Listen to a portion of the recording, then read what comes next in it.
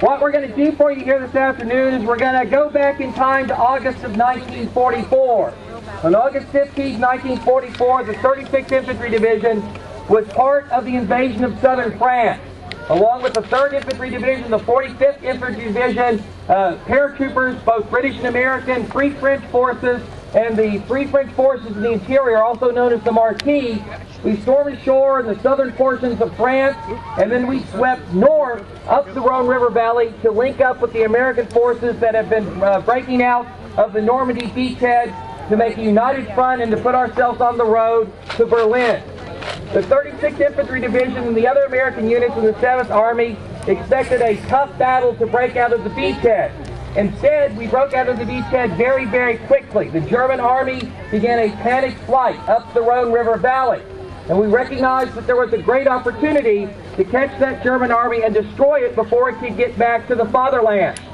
So the Americans, who had brought more ammunition and artillery with them than vehicles and fuels, expecting to fight for months to break out of the beachhead, had to scramble to put together a mobile force that was capable of cutting off the German retreat. The 36th Infantry Division was piled on anything that would roll, and it made a long flank march around the eastern column, or the eastern side of the German column, and then tried to cut the German 19th Army off in the Rhone River Valley at a place called Montelimar. That battle, which took place at the end of August 1944, would last for more than a week. It would be a vicious seesaw action as the Germans brought up the elite 11th Panzer Division to try and throw the 36th out of the way and allow the German units to continue their retreat. The fighting seesawed back and forth. More than 3,000 German soldiers were killed, 8,000 were captured at a cost of almost 1,600 American and Allied casualties.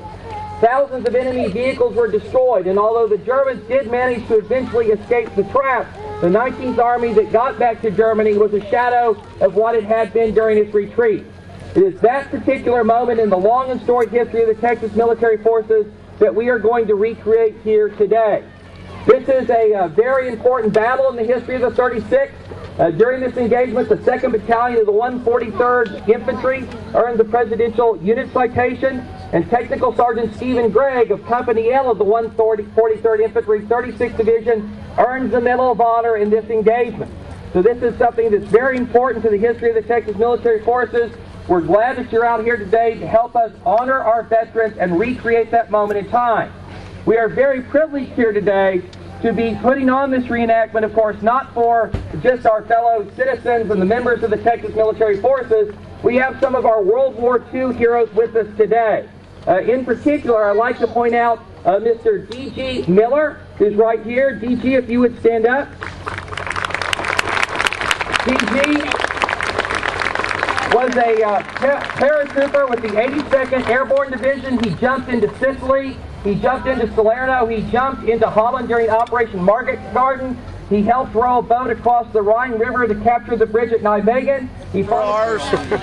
This is D.G. Harris, one of the first paratroopers of the 82nd Airborne, one of the first recipients of the CIB.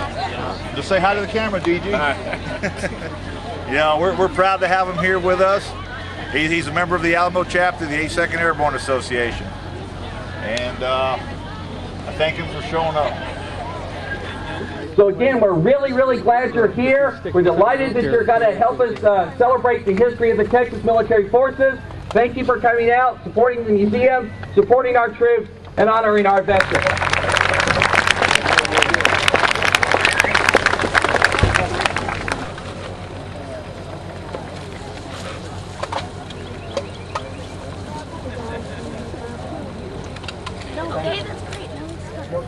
Let me make this real brief.